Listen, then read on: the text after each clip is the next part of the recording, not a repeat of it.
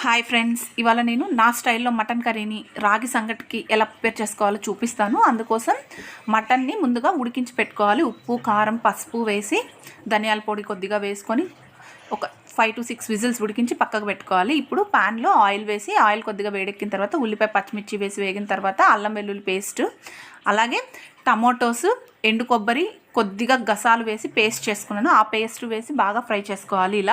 ఇలా కాస్త ఈ పేస్ట్ మొత్తం పచ్చివాసన పోయి ఆయిల్ పైకి తేలే వరకు ఫ్రై చేసుకోవాలి. నేను చెప్పాను కదా, పసుపు, ఉప్పు, కారము, ధనియా పౌడర్ వేసుకొని సాల్ట్ వేసి మటన్ని 5 విజిల్ ఉడికించి పక్కకు పెట్టుకోవాలని. ఈ మటన్ అదే అనమాట.